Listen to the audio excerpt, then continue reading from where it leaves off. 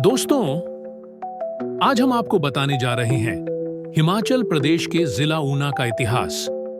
अगर आप चैनल पर नए हैं तो चैनल को सब्सक्राइब करें, लाइक करें, कमेंट करें तथा अधिक से अधिक शेयर करें।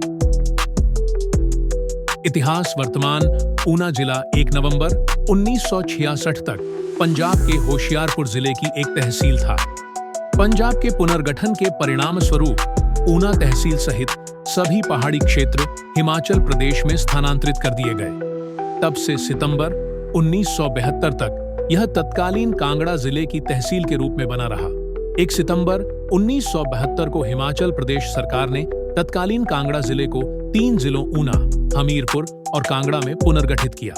ऊना जिले में 5 उपमंडल ऊना, अंब, हरोली, बंगाणा और गगरेट, 5 तहसीलें ऊना, अंब, बंगाणा, हरोली और घनारी और 7 उप तहसीलें भरवाई, ईसपुर, झोल, बेहरू कलां, दुलेहड़, गगरेट, कलोह, महतपुर, बसदेहड़ा और 5 विकास खंड ऊना, बंगाणा, गगरेट, अंब और हरोली हैं। स्वतंत्रता पूर्व इतिहास। ऐसा माना जाता है कि वर्तमान ऊना जिला अपने पूर्वी हिस्से को छोड़कर औपचारिक रूप से पूर्ववर्ती कांगड़ा राज्य का हिस्सा था। वर्तमान ऊना जिले का अधिकांश हिस्सा, जिसे जसवां दून के नाम से जाना जाता है, कांगड़ा के कटोच परिवार द्वारा शासित था। जसवां राज्य, जो ऐतिहासिक कांगड़ा राज्य की बाहरी पहाड़ियों की जसवां दून घाटी में एक उपजाऊ भूभाग पर स्थित था, की स्थापना कटोच वंश के एक कैडेट ने लगभग 1170 ईस्वी में की थी, जिसका नाम पूरब चंद बताया जाता है। जसवां मूल तने से निकली पहली शाखा थी। हालांकि यह असंभव नहीं है कि राज्य मूल रूप से एक जागीर था, जो मोहम्मदी आक्रमणों के बाद अशांत समय में स्वतंत्र हो गया। पूरब चंद से लेकर उम्मेद सिंह तक कुल 27 राजाओं ने जसवां राज्य पर शासन किया। अकबर के समय तक जसवां राज्य के बारे में बहुत कुछ झात है, जब यह मुगल शासन के अधीन हो गया। लेकिन 1 या 2 असफल विद्रोहों के बाद यह मुगल साम्राज्य के प्रति वफादार रहा और आवश्यकता पड़ने पर सैन्य टुकड़ियों के साथ मुगलों की सहायता की। लेकिन मुगल साम्राज्य के पतन और सिखों के उदय के साथ जसवां राज्य उनके प्रभुत्व में आ गया और 1886 में कांगड़ा के राजा संसार चंद ने पहाड़ियों में सर्वोच्च शक्ति प्राप्त कर ली। यहाँ तक कि उनके अपने परिवार की संतानों पर भी उनका हाथ इतना भारी था कि जब अमर सिंह थापा के नेतृत्व में गोरखाओं ने कांगड़ा पर आक्रमण किया तो वे भी उनके खिलाफ हो गए। उनमें जसवां भी शामिल था। 1809 में गोरखाओं के निष्कासन पर कांगड़ा किले के अधिग्रहण के साथ जसवां राज्य रणजीत सिंह के अधीन हो गया और 1815 में इसे सिख साम्राज्य में मिला लिया गया। उस वर्ष की शरद ऋतु में महाराजा रणजीत सिंह ने अपनी सारी सेना, निजी और सहायक सेना को सियालकोट में इकट्ठा होने के लिए बुलाया।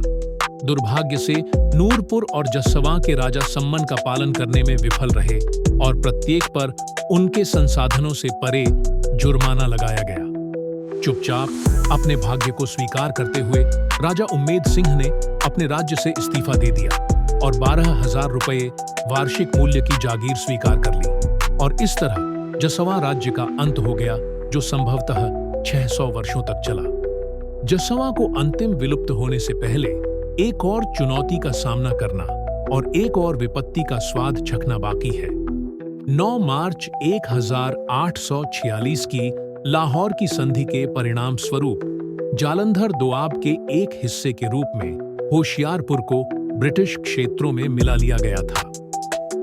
जसवां के राजा और अन्य राजपूत राजकुमारों ने निस्संदेह शिमला हिल के सरदारों को ब्रिटिश अधिकारियों के हाथों मिले उदार व्यवहार को देखते हुए यह विश्वास किया कि अंग्रेजों के आने के साथ ही उनके द्वारा पहले प्राप्त की गई संप्रभुता की शक्तियां पुनः प्राप्त हो जाएंगी। हालांकि उनसे ऐसी कोई उम्मीद कभी नहीं की गई थी। लेकिन यह पता चलने पर कि स्वामी बदलने से उनकी स्थिति में कोई बदलाव नहीं आया है, उन सभी ने 1848 के दूसरे सिख युद्ध के दौरान सिखों के पक्ष में सहानुभूति जताई और इस तरह राजा उम्मेद सिंह ब्रिटिश सत्ता के खिलाफ हिल सरदारों के विद्रोह में शामिल हो गए। होशियारपुर के तत्कालीन कमिश्नर जॉन लॉरेंस ने राजा के किलों पर हमला किया और उन्हें जमींदोज कर दिया। उनकी संपत्ति जब्त कर ली गई और उन्हें और उनके बेटे जय सिंह को उत्तर पश्चिमी प्रांतों में कुमाऊं, गढ़वाल के अल्मोड़ा में निर्वासित कर दिया गया, जहां उन दोनों की मृत्यु हो गई। कुछ समय बाद जम्मू के महाराजा गुलाब सिंह के अनुरोध पर राजा जय सिंह के पुत्र राजा रण सिंह को वापस लौटने की अनुमति दी गई, ताकि उनके बेटे रघुनाथ सिंह महाराजा की पोती से विवाह कर सके। 1877 में जम्मू और कश्मीर के महाराजा रणबीर सिंह के अनुरोध पर ब्रिटिश सरकार ने राजा रण सिंह को जसवा में जागीर बहाल कर दी, जो मूल रूप से राजा उम्मेद सिंह के पास थी, जिसमें जसवा दून घाटी के 21 गांव और अंब में पारिवारिक उद्यान, साथ ही राजपुरा में राजा उम्मेद सिंह के महल की इमारतें शामिल थीं। राजा रण सिंह की मृत्यु 1992 में हुई और उनके पुत्र राजा रघुनाथ सिंह ने उनका स्थान लिया, जिनकी भी 1918 में मृत्यु हो गई। इसके बाद लक्ष्मण सिंह उनके उत्तराधिकारी बने और अंब में रहने लगे। लक्ष्मण सिंह की मृत्यु के बाद उनके पुत्र चनी सिंह अंब में रह रहे हैं। लेकिन कुथलेहड़ राज्य का विवरण देने से पहले, जो वर्तमान ऊना जिले के पूर्वी हिस्से में स्थित था, ऊना के बेदियों की रियासत का उल्लेख आवश्यक है। होशियारपुर के जिला गजेटियर 1834 में लिखा है,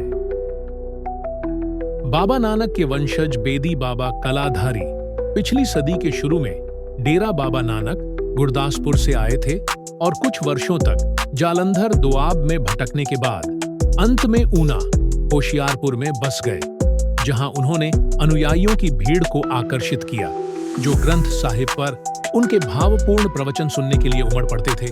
एक ऐसी पुस्तक जिसे समझना उस समय भी उतना ही कठिन है जितना आज के समय में है।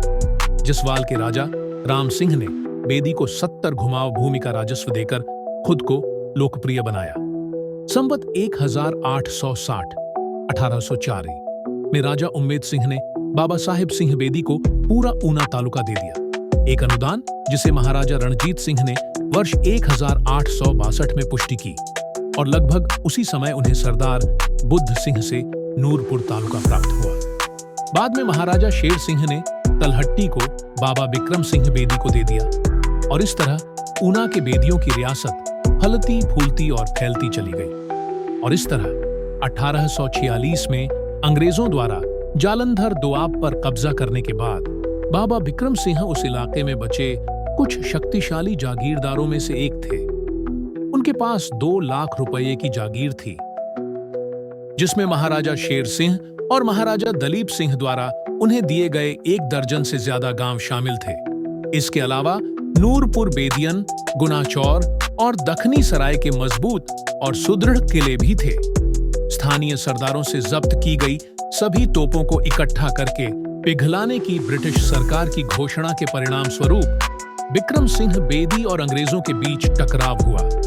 किसी भी कीमत पर तोपों को सौंपने से साफ इनकार करने के कारण सभी किलों को ध्वस्त कर दिया गया और तोपों को पिघला दिया गया और साथ ही सज्जा के तौर पर जागीर जब्त कर ली गई और इस तरह 1000 रुपए पेंशन की पेशकश की गई। 31,212 रुपए, जो बाद में घटाकर 12,000 रुपए कर दिया गया। पेंशन में कटौती की पेशकश ठुकराने के बाद बाबा बिक्रम सिंह बेदी ने खुद को पूरी तरह से पहाड़ों में अंग्रेजों के खिलाफ सशस्त्र विद्रोह करने में लगा दिया। यह वह समय था जब जसवा और दातारपुर के पहाड़ी राजा ने भी विद्रोह कर दिया, जिससे हाजीपुर से लेकर रूपार तक पूरी जसवा धून घाटी अंग्रेजों के लिए परेशानी का सबब बन गई। बाबा बिक्रम सिंह जसवा के राजा उम्मेद सिंह की सेना को मजबूत करने के लिए दौड़े, लेकिन दुर्भाग्य से वे हार गए इससे पहले कि बिक्रम सिंह उनके साथ जुड़ते। पहाड़ी राजाओं की हार के बाद अकेले रह गए बिक्रम सिंह ने शेर सिंह की सेना में शामिल होना उचित समझा। चिलियानवाला और गुजरात की ऐतिहासिक लड़ाई के बाद विद्रोह के शीर्ष नेताओं की एक बैठक रावलपिंडी में हुई और बहुमत के फैसले के मद्देनजर, जिसमें वह एक पार्टी नहीं थे, बाबा बिक्रम सिंह, जिन्होंने अन्य लोगों के साथ आत्मसमर्पण किया था, 1963 में अपनी मृत्यु तक अमृतसर में निगरानी में रहे। आजकल बाबा सर्वजोत सिंह बेदी पवित्र और संत गद्दी पर हैं। जैसा कि पहले बताया गया है, वर्तमान ऊना जिले के पूर्वी भाग में स्थित कुथलेहड़ प्राचीन काल में कांगड़ा के सभी राज्यों में सबसे छोटा था। क्योंकि इसमें 2 प्रांत शामिल थे, चौकी और कुथलेहड़, इसीलिए राज्य को आमतौर पर दोहरे नाम से जाना जाता था। कुथलेहड़ का क्षेत्र पहाड़ियों की दूसरी या जसवा श्रृंखला की निरंतरता में एक विराम द्वारा बनाया गया है।